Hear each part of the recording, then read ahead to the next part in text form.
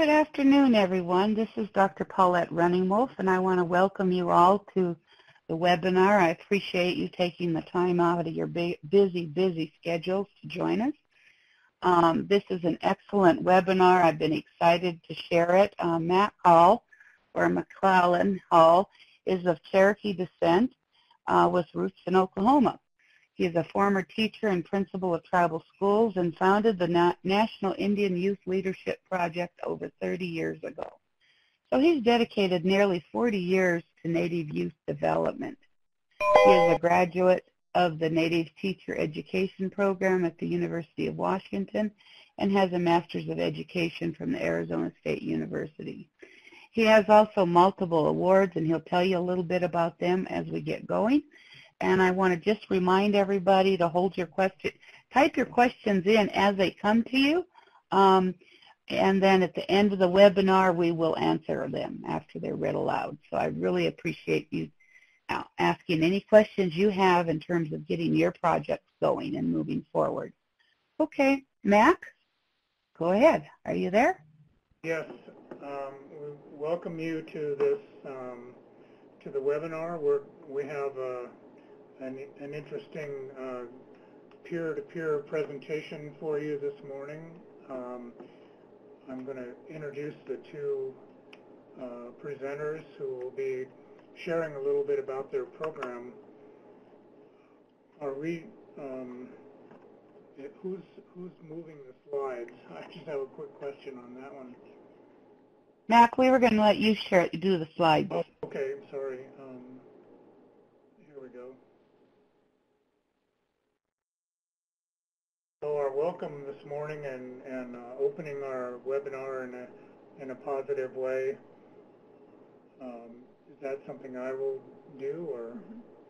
Okay. We'll ask the Creator to be with us today and to inspire us and give us the good ideas and share all the positive things that have been going on with these two particular programs and the two women who are going to be presenting this information to us.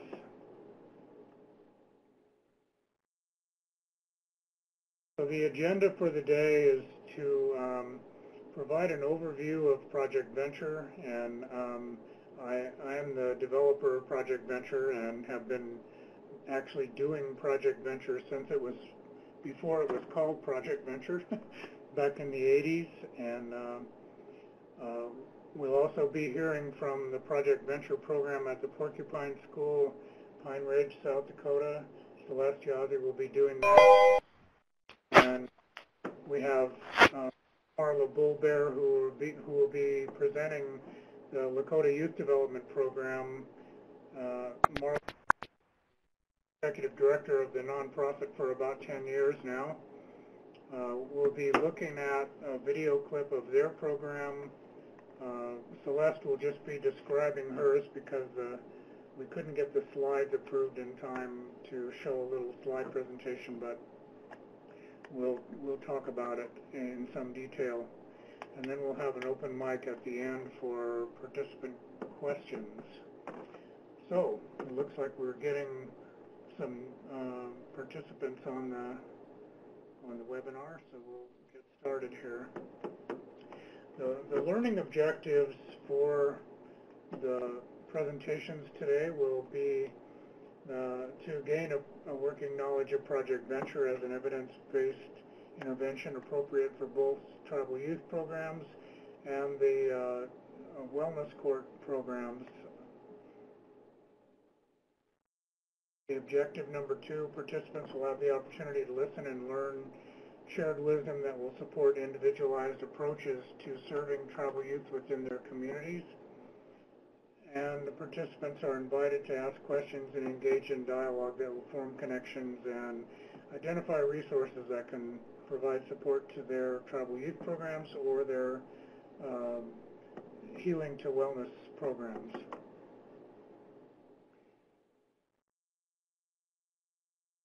So we have a number of behavioral outcomes that Project Venture works towards, and we've included some from the wellness court webinar that I listened in on a while back that would be appropriate to mid-school kids, since the mid-school population is the target population for Project Venture. So we included behavioral outcomes around social competence, both short and long-term goals, school attendance and grades, family functioning and relationships, pro-social behavior, substance abuse reduction and elimination, gang resistance, cultural pride and skill building, and positive community involvement. As we talk more about these programs, you'll see how they connect. So, an overview of Project Venture. The way Project Venture is structured, that there's an in-school component to Project Venture, as well as an after-school, weekend, every school break we have programs going on, as well as camps and summer programs. So the target population for Project Venture is middle school youth, and we just we'll look at a map in a few slides that'll show kind of where the distribution of Project Venture is right now. The number of contact hours over the course of a year for a group of young people is 150 to 200, and that's a minimum. So Project Venture is designed to focus on outdoor adventure, culturally based group development process, where we're introducing positive norms to young people. There's a service learning component to Project Venture, as well as the evaluation of Project Venture that's gone on has both qualitative and quantitative, and we try to learn as much as we can about how young people are integrating these positive behaviors that they're learning, and not quite so much interested in all the negative things that most of the evaluation instruments want to measure. We're looking more at how are kids taking the positive things they're learning and integrating those into their lives. So, move forward here. The guiding principles of Project Venture are the five that we've identified here: the connection to the natural world, getting kids out in nature as much as possible, using a strength-based approach that basically recognizes young people as assets to be developed for the community and resources to be developed in the community, and treating them as though they're a positive resource that the tribal community has, rather than potential juvenile delinquents waiting for an opportunity. Experiential learning is how Project Venture evolved. Learning by doing, hands-on. There's an ethic of service involved. We want young people to understand that service is a traditional value that goes back thousands of years and is practiced in lots of different ways and described in tribal languages in lots of different ways. And the fifth one is the connection building to the family, the community, and the culture that they're growing up in. And the connection building comes from a lot of the suicide prevention literature, helping young people connect. I always think about the visual of the people out on the space shuttle, and they have to go outside and do a repair or something, and they're floating out in space with one little thin line attaching them to their vehicle. And so we have a lot of young people like that there's just maybe one thin thread holding them from drifting away from us. And so the more connections we can build to young people, and if they're connected to 5 or 6 or 8 different things in the community, that's a big improvement over just one. So that's our goal. And I want to explain what this little photograph is too. You can't see all of them. There's over 100, but these represent T-shirts from every camp and major program that we've done going back 35 years. We're celebrating our 35th year of our camp program this summer. So we have 5 camps scheduled for this summer, so we have 1 more to go. Celeste just finished up one with the kids from Porcupine last week, and so that's our 35th year celebration. So that's what these flags represent.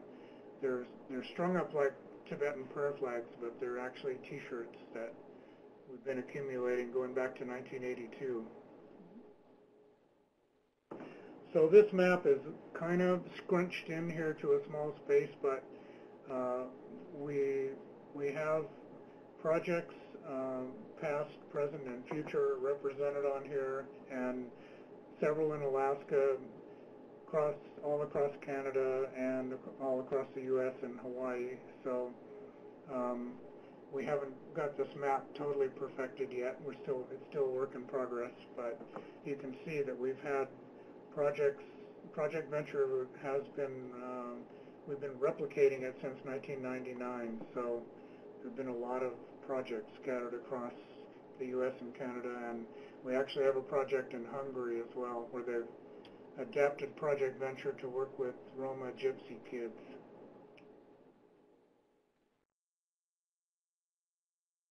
This is a slide that we wanted to include. It comes from the SAMHSA's National High Risk Youth Study that was done several years ago. And the interesting thing about this is that Dr. Fred Springer, who was the director of the National High Risk Youth Study for SAMHSA, identified 8 characteristics of the most effective programs. And it's interesting to go through these really quickly. Engagement was obviously, having the community involved, and the cultural content and leadership, experiential ed, connecting to the natural world, all those things fell into the category of engagement. Intensity, we had already discovered through our own work that 150 to 200 hours of engagement with kids over the course of a year was kind of like the magic number. And if you go backwards and you have less than 150 or less than 100, then it becomes more of a recreational program and not really going to get you the outcomes that you're looking for. The most effective programs had a reflection component. This is really important in our work, that we do a lot of outdoor adventure programs that are really positive risk-taking, really challenging, and it's critical that you sit down and discuss what happened in that activity, why was it important, what did we learn from it, and then think about application of that learning. How would you take that back and implement it in your school or your home setting or whatever. Connection building, we already talked about that. Connection to the community, to your culture and language and the program itself.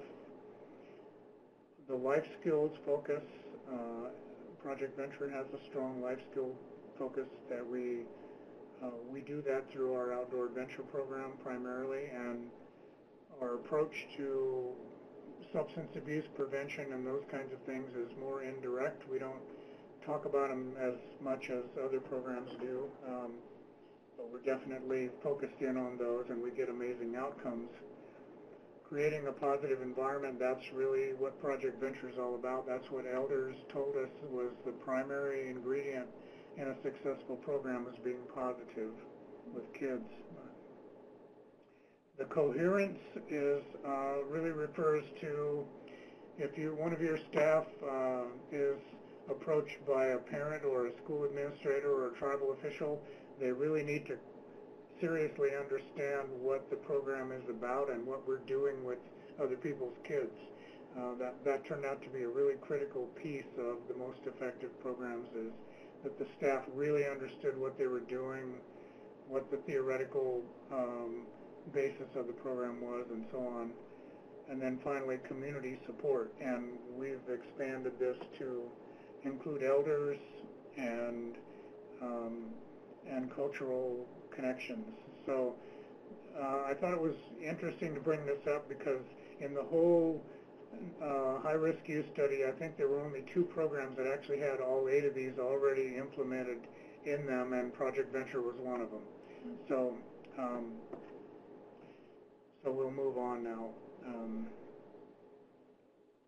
So I think at this point, do you want to talk about this stuff?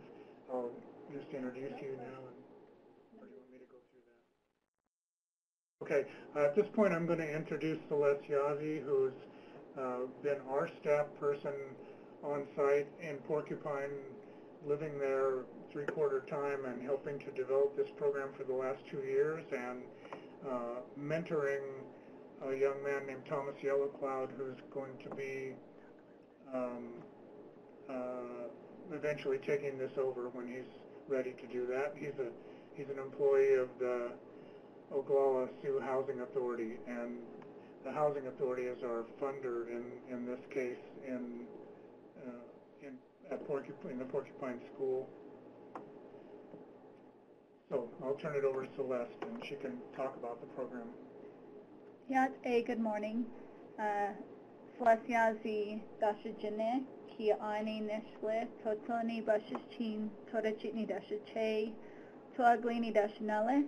I come from the Diné tribe. My 2 clanships are the Towering House clan from my mother's side and the Big Water clan from my father's side. That's who I am.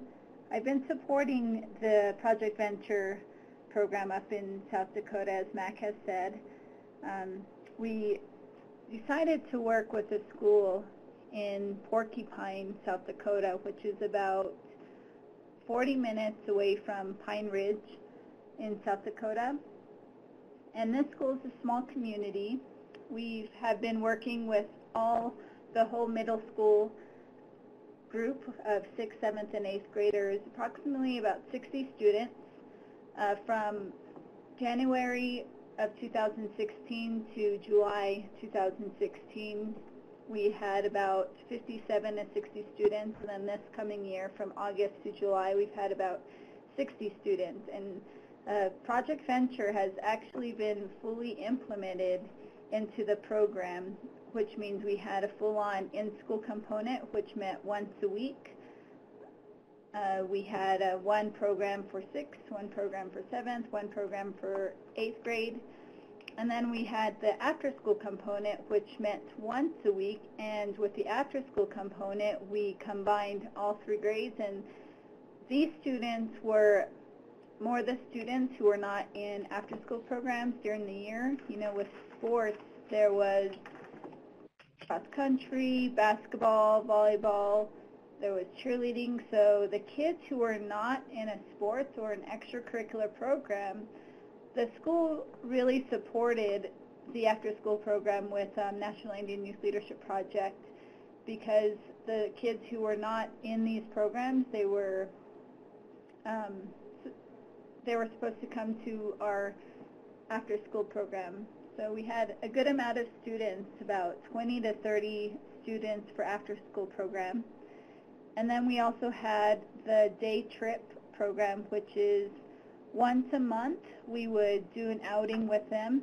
And then we had a camp every quarter. So every season we had a fall camping trip, a winter camping trip, a spring camping trip, and then so far we've had 3 summer. We had 1 summer camp in May, 1 in June, and 1 in July.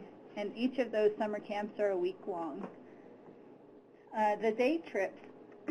So how we've worked with Project Venture at South Dakota, we've really, as Max said, that the Project Venture is really implementing a lot of the culture aspect of whatever tribe you come from. So you really make it your own. And because we're working with the Lakota tribe, we've implemented a lot of the Lakota 7 virtues. We've included the teepee teachings, the buffalo teachings, and also the inipi, the sweat teachings, within Project Venture. And the people who've actually really supported that program are Warren Gallego and Thomas Yellowcloud, and they're actually born and raised on the Lakota Nation. And so those are the two people that have been training to become part of Project Venture, and eventually they're the two who are going to be working full-time on Project Venture within South Dakota area and fully implementing the in-school, after-school, and day components. And with Porcupine School, we've been very fortunate to be fully supported with the school board, the principal, and the staff of that school, and really utilizing the teacher staff because they have a 6th, 7th, and 8th grade teacher for each grade, and each of those teachers have been involved in our day trips, our summer camps, our multi-day camps, and also with the transportation. Transportation has been a huge help with us in involving transporting the kids. As some of you may know, a lot of our tribes in the United States are in rural areas, and we really need to be able to pick up and drop off the students because, as we know, some of our students don't have the transportation to get to and from areas. So what we do is really have a good relationship with all those departments. But I just want to describe to you how in school, after school, the day trips and the camps kind of all come together. So for example, for the first part of Project Venture, it's really concentrated on the self-identity component of who you are as a person. And we do in-school activities with self-esteem, connection, building, and working together. So we'll have an activity with just self, like, working with just the self activities, and then we'll have activities working with a partner, and eventually the idea with in-school is you're getting them to work as a team. But we start small with working with self, working with a partner, maybe working in threes, and then working as a whole class group. So we're doing that. And then with communication building, and then taking care, because we do have our full value commitment, so it's taking care of self, taking care of others. So with the after school, how that would look like is using the in-school components. We use that and use hiking, taking care of nature, leave no trace ethics. So teaching in the values of the outdoors, of how do we take care of the land outside, doing activities with them, and then that would lead into our first day trip, which would be hiking. So we pick a local hiking. For the Porcupine School, we've been privileged to have the Black Hills, and a lot of the students have not visited the Black Hills. And not actually teaching in like this was actually your land first, and teaching in the teachings and using those sacred sites, because there are a couple sacred sites in the Black Hills.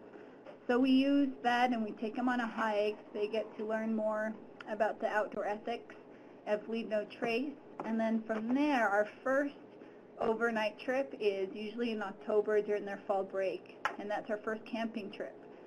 And something like that to build up is a couple-day hike, and we use canoeing as one of our actual activities as well. So we have a day of hiking, and then the next day we introduce them to canoeing.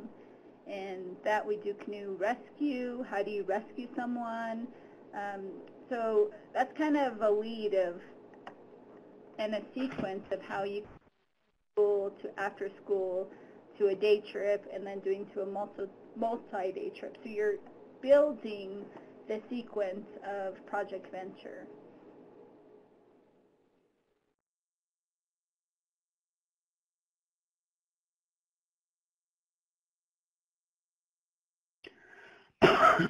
So this is kind of the in-school programs, the focuses, as I said, Lakota virtues, self-identity, communication, team building, trust, problem solving, healthy relationships. And as I said, it's a full-on year. So I believe the in-school has 27 lessons, and it kind of builds upon each after-school component. Focuses more on the outdoor environment, taking care of the outdoors, taking care of self, taking care of others.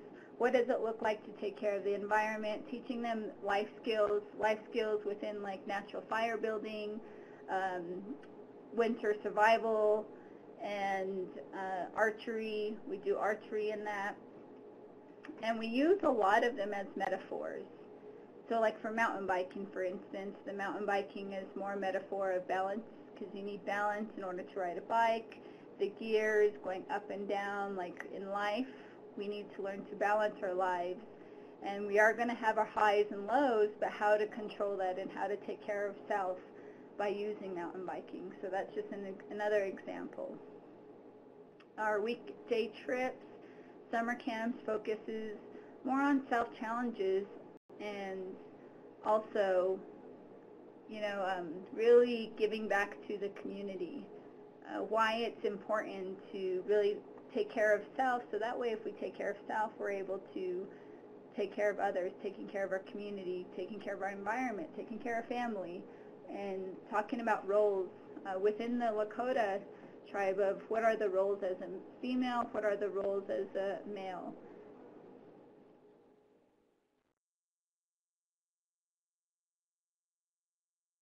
Okay, well, thank you for that overview of what's going on with the program at Porcupine, South Dakota. And we're also, Celeste didn't really mention too much about it, but there was also a grant funded at Pine Ridge to expand Project Venture beyond the Porcupine program. So we've expanded to the Crazy Horse School, and our staff is sort of mentoring the staff over there. We were able to get training for 2 of the teachers at Crazy Horse and the counselor, and so we're helping to spread the program into Crazy Horse School, and some of our camps and weekend activities and stuff have been joint projects between Porcupine and Crazy Horse. And so our goal eventually, Paul Ironcloud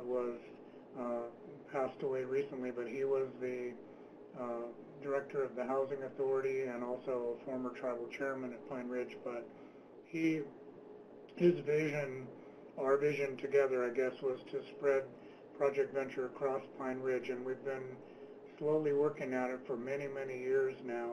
And the work that we're doing there now at Porcupine is actually funded by the Housing Authority, and then the Crazy Horse project is funded through an MSPI project, and we're writing a lot of other grants to try to really figure out a way to spread this to as many communities as we can. So that's kind of the overview of the Pine Ridge program, and right now we're going to switch over to listen to Marla Bolbear, who is the executive director of a nonprofit at Rosebud that's been implementing Project Venture for a few years now. They've recently changed their name to the Lakota Youth Development Project, and so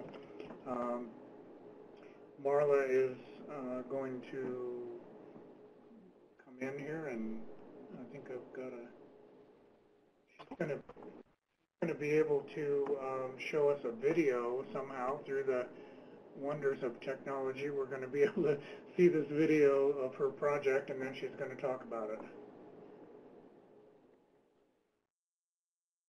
Whoa. Are you there, Nick? This is the fastest TP I've ever seen set up. We're missing the audio.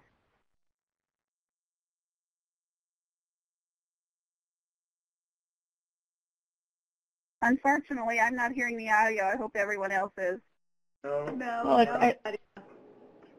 It looks like it's loading. If you'd give it a few minutes, a couple minutes.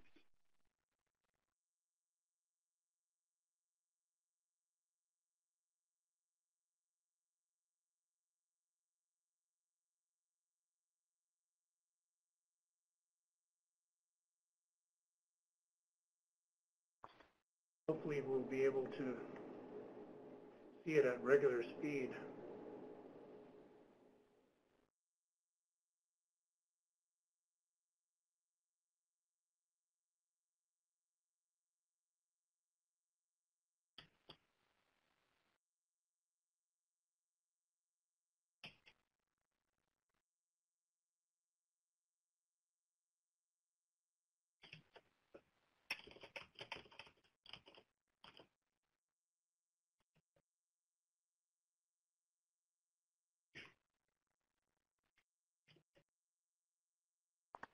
Well, if nothing else, you get some visuals of our organization. I'm just going to go ahead and talk Yeah. at this point. Thank you, Marla. Yeah, go for it. So, Well, I think most of the people can hear it. They're saying they can hear it. We can't.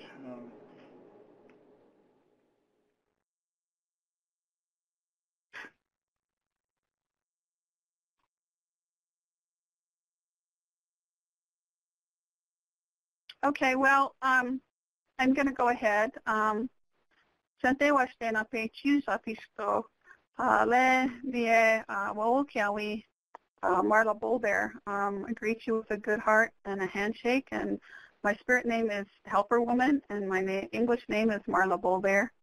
I'm from the Sichangu Lakota Oyate, or the Rosebud Indian Reservation, where we are the Project Venture program located in the Mills Camp community, which was one of 20 communities of our reservation. Rosebud is the third largest reservation in South Dakota and the fifth largest in the nation, I believe. And we have been a Native nonprofit for 25 years. And I've had the honor of being the executive director for 25 years. So I'm really want to thank Mac and everyone for putting this together and the opportunity to share a little bit about our program. We are implementing Project Venture. We have a permanent camp facility, a 10-acre permanent camp facility where we have our outdoor experiential camps, and we really have 4 components to our aspects, how we implement Project Venture. And we do the after-school programming, which we really see more of an opportunity to pull together our youth, as we call it, our web of life, as understanding their relationships, understanding their history, their ancestors, how they belong to their community, to their reservation, and how they fit in the world today, being Lakota. We have also, after the monthly weekend, we have 2 leadership societies. We really follow our traditional structure, and so we have a Young Men's Society, the Maklota Shunkawakia Kolokite, or Bear Horse Thunder Society, which is our young men, and then we have the 7 Nation Young Women's Guild.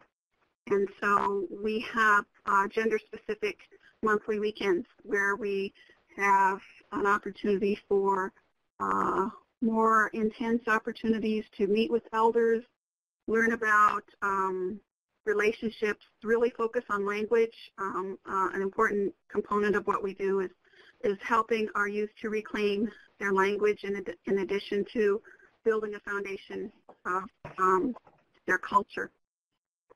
And so Project Venture is a great vehicle that allows us to do that.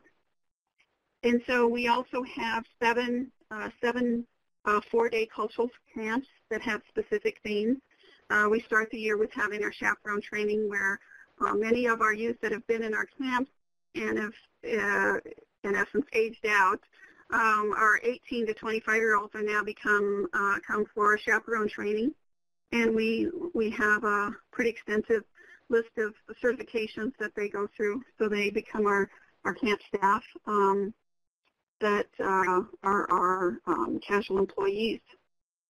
We have our seven camps focus on our 7 sacred rites of the Lakota, and so we have our Inipi, Inikura.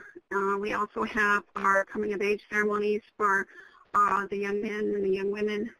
And then we also have focusing on leadership. We have a camp specific to focusing on Lakota leadership, traditional Lakota leadership. And we have harvest camp, where we teach about our medicinal and edible plants and our relationship to the plant nation. We also have a Lakota bow and arrow camp. And all of our camps, we incorporate a make and take traditional arts project, so that the youth take home something to remember the learnings, the teachings that have been shared with them. Our Lakota Bow and Arrow Camp is just that. We have author Joe Marshall, who's on our board of directors, who leads the camp, and the youth make a traditional Lakota-style bow and arrows and complete that in 4 days. We also have fall hunt camp, and we also incorporate hunting safety, but a big part of that is traditional skills of butchering. We've done buffalo kills and butchering, the ceremonies that take place as part of that, and how to harvest and hunt in a prayerful and a respectful way, and the etiquette that is involved in that.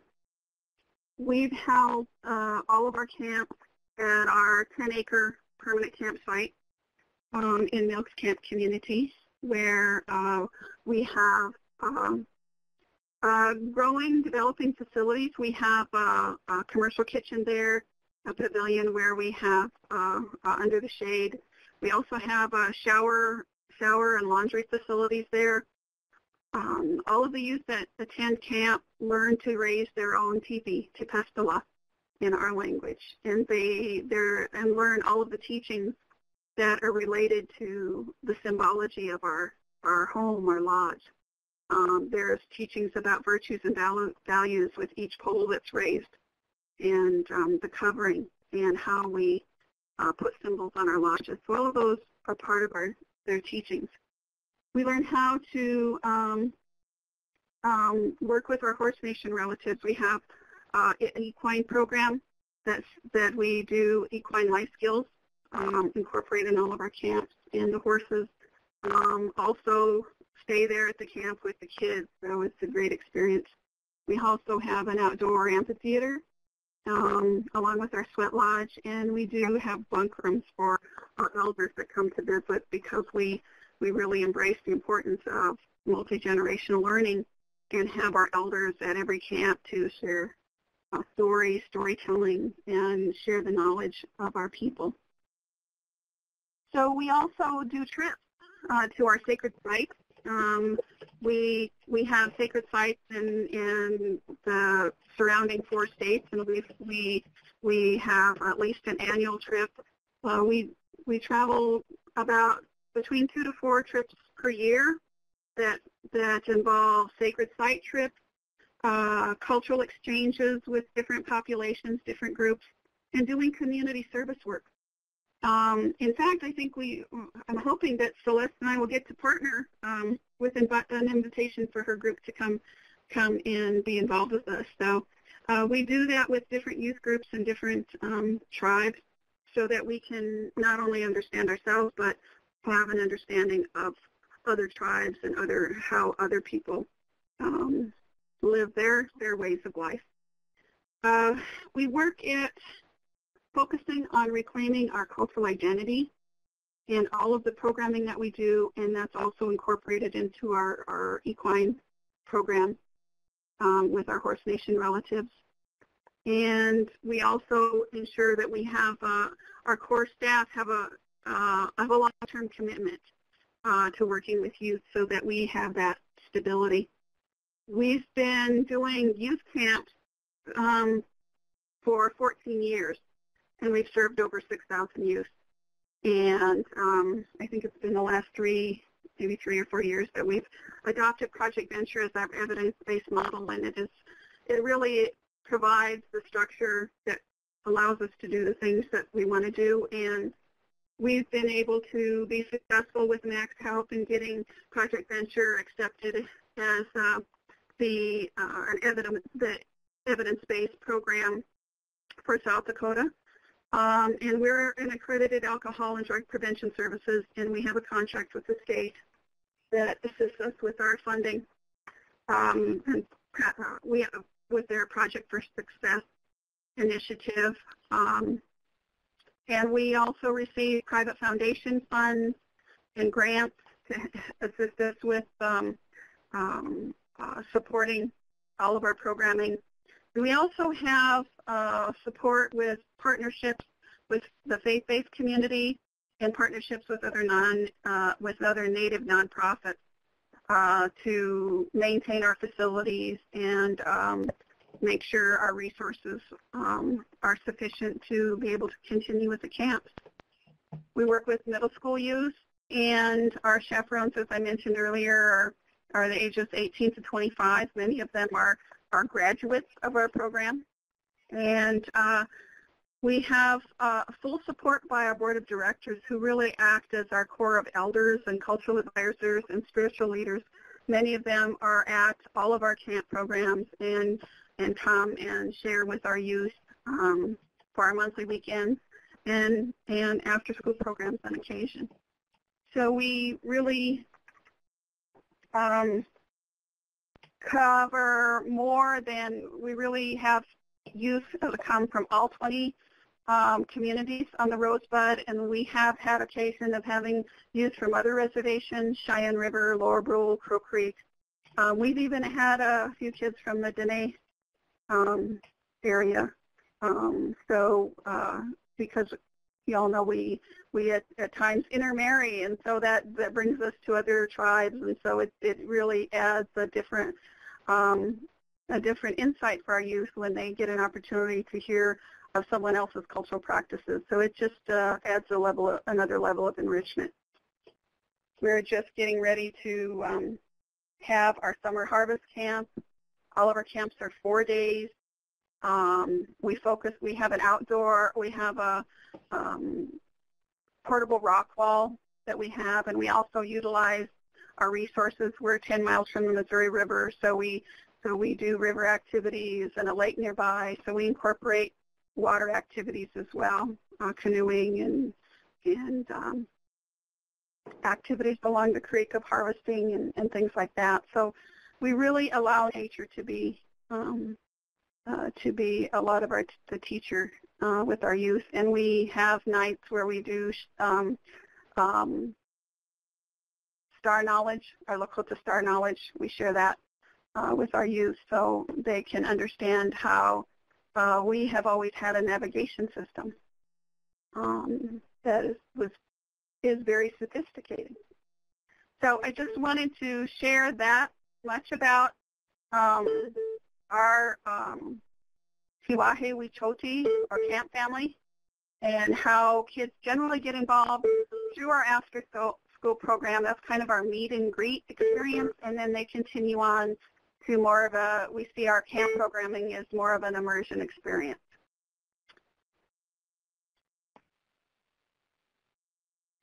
Okay, great. Thank you.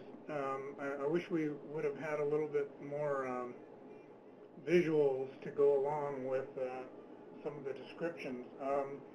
Just wanted to fill in a couple things here. Marla talked about getting the state of South Dakota to recognize Project Venture as an evidence-based program. That's something that we've kind of struggled with since SAMHSA recognizes Project Venture as an evidence-based program since early 2000s. We found that we still have to go through individual states to get them to recognize Project Venture as an evidence-based program, and so Marla was able to do that with the state of South Dakota, and we've also done that with the state of Idaho and others, as well as the Canadian government recognizing. And so it's kind of a process that we go through. Marla's still struggling, though. I think she would agree with me, and won't mind me saying this, that she still struggles with getting the public schools to allow the full in-school program to happen in the public school system. They're so protective of their time and the classroom time, but what they need to understand is one of our priorities is actually raising the academic performance and all the other positive school bonding outcomes with kids. And so I was just talking I was just talking with the director of a new native charter school in Gallup, New Mexico that we partner with. Their first year, they just finished their first school year, and they reported an increase of 1 to 2 years in the reading level of all those kids in that school. And so Project Ventures integrated into that charter school, and a second one now that we're working with in Navajo, New Mexico. So the positive youth development, social emotional learning activities that we're doing and the cultural activities that go along with that and tie it all together are actually resulting in academic progress and improvement in grades and all that kind of stuff in attendance. And we've had a lot of kids tell us they come to school on Wednesdays because that's the day Project Venture is happening. So we know that to be true. We just finished, with the help of OJJDP consultants, we just finished a video on Project Venture, which we haven't even seen yet in its full form, but we should have it by the end of the day today. So we're going to be putting that up on our website and our Facebook page in sometime later this week. So we have a kind of an open mic, not literally, but you have to type the questions in, but we're gathering support for implementation is a big challenge for a lot of communities. What are some of the successes and challenges? Training, evaluation of your Project Venture program, and sustaining Project Venture. These are all topics that we're open to talking about. Max, this is Paulette. Could I just jump in for a moment? Sure. I've been fascinated with evaluation for years in Indian country. I think we really need to increase our skills. Unfortunately, it does come with a cost. So how did you support the evaluation of Project Ventures evidence base? Because that's one of the reasons you want to evaluate your program, is to see if actually the intervention did work. Or maybe if there's a certain aspect of the intervention that you're interested in. Maybe sweats, or talking circles. And you want to see if that's more helpful. So I'm just curious, how did you financially support your evaluation to get that EBI status? Okay, well, the first, I'm going to say 16, 17 years, we were funded originally in 1990 with a SAMHSA high-risk youth demonstration grant. It was a 5-year grant, and we got some amazing outcomes. And so we've had a full-time evaluator on board the whole time that Project Venture has been around for 28 years now or so. So the government contract covered that. The SAMHSA grants allowed you to spend 15 to 20% of your budget on evaluation. So we had one of the top evaluators in the country who has recently retired, but we really did a lot of work, the groundwork around evaluating a model that's a little bit hard to get a handle on because it's really experiential and outdoors. It's not classroom-based so much. That's a very small component of it. But we ran into a lot of issues, and one is that we're doing a strength-based program and trying to evaluate it with a deficit-based instrument, which is really difficult because most of the evaluation instruments that are out there are looking at, kind of the deficit negative side of, how many kids are having sex and doing drugs in a month or in the last 30 days or 60 days.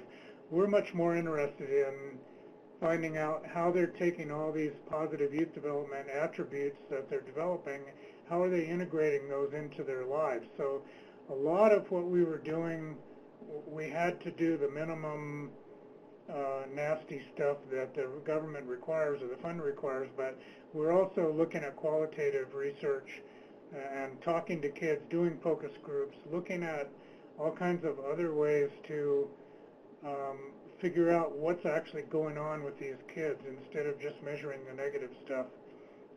We want to find... Mac, could you give Marla a chance to explain too? I'm curious how she's been able to do that. Sure. Are you still there? Yes, I'm still here. Yeah, you want to talk about that? Sure, evaluation, right? Mm-hmm.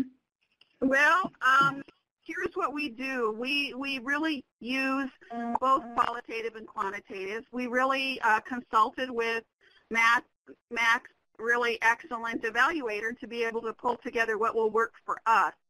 I think that was really key for us to be able to make sure that we get all the important data that we need to be able to measure if we're having an impact and success. So we do a combination of debriefing. We do daily debriefings with the group that we have. Our staff are all trained in how to document those debriefings. And then we do pre and post tests. And then we have a satisfaction component in there. So we have really 3 opportunities to gather information from our youth in each of the types of activities, whether it's after school or camp or weekends. We always have some very consistent ways that we collect data. In fact, we've gotten to the point where our youth and we've explained to our youth why this is so important. And so they're really invested in making sure that we collect the data, so much so that sometimes they'll say, hey, did we get our debriefing done today? So that's really cool when that happens. That's great. That's great. You're building the skills locally. So yeah, that's so they excellent. actually realize that when they do things that there's got to be some sort of assessment of whether or not it's making a difference, whatever you're doing.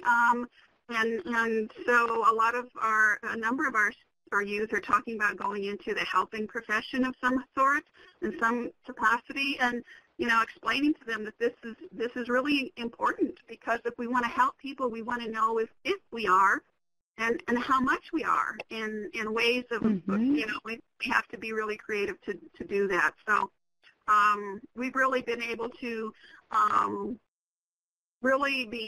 tailor our instruments to our programming. And like I said, we've only been able to do that in working with Mac's and our evaluator, and then working with our youth leadership, because we really believe the phrase "nothing about us without us."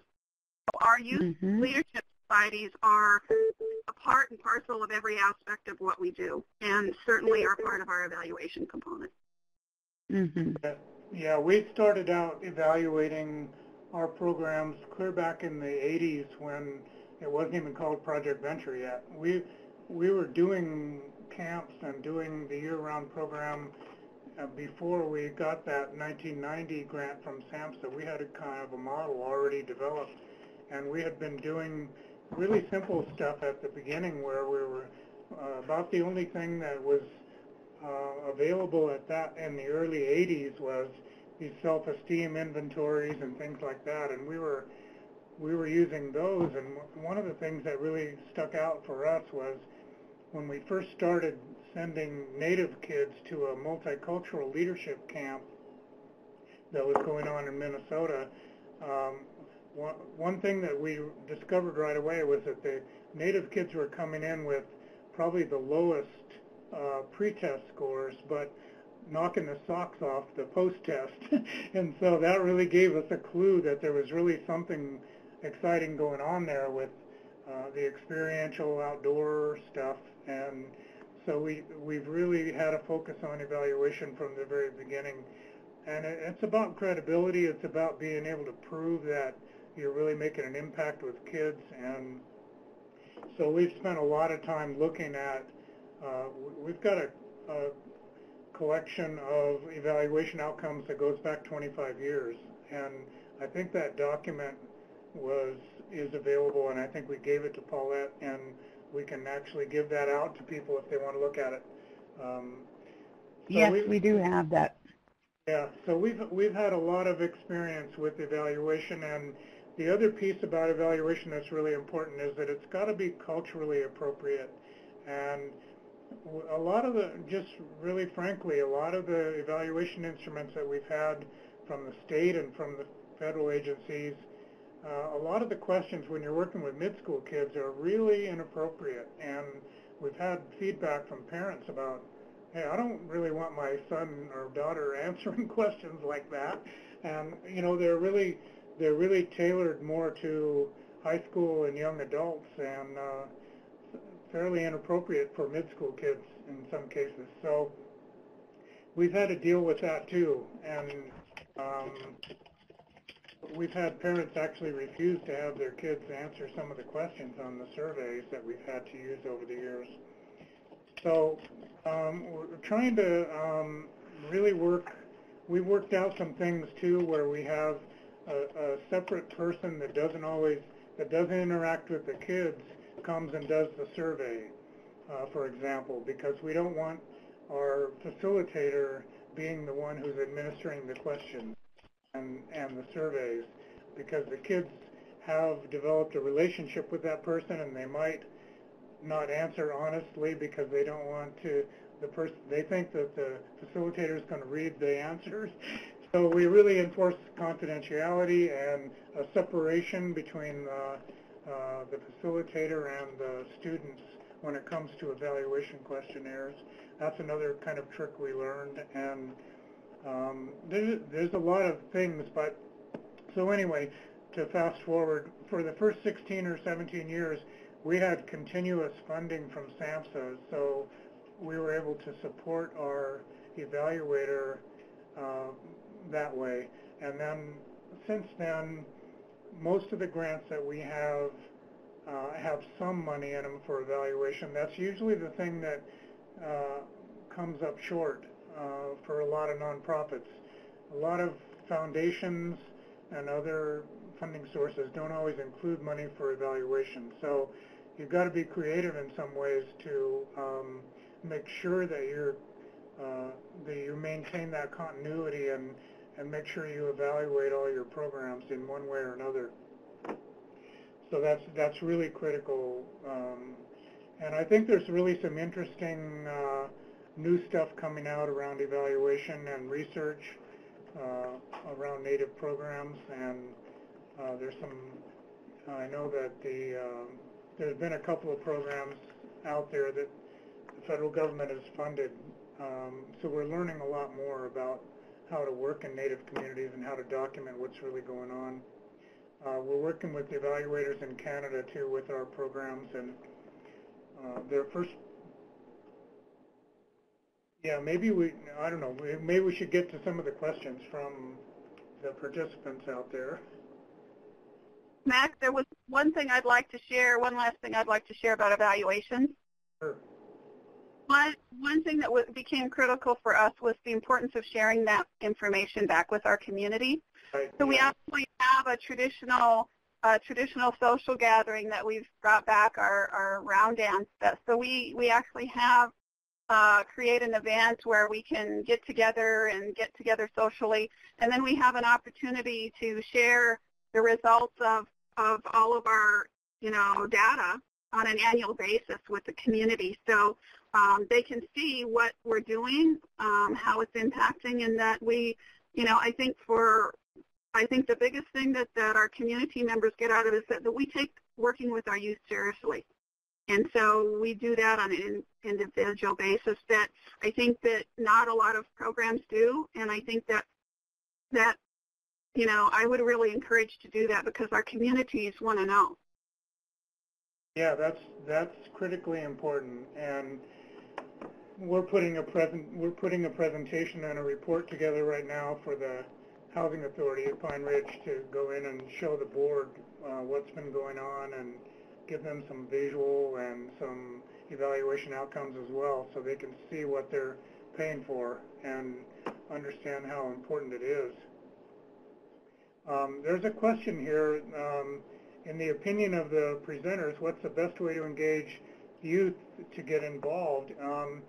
in a lot of our communities, we have actually second generation kids in our program. Their parents were in our program, you know, when they were in mid-school. So some of those cases, the word of mouth is about the program is the main way that kids get involved. But in a new community, a lot of times we'll go into a school and do a presentation at an assembly or something like that, come in and show them a video of what we do, and a lot of kids just get excited right away about the outdoor adventure component.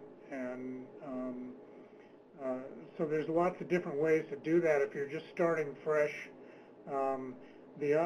One example, last year we were able to do a training with the Idaho Office of Drug Control Policy. Several of their members came to our training, and so they had some funds available, and so they asked us to come to Idaho last summer and do a camp.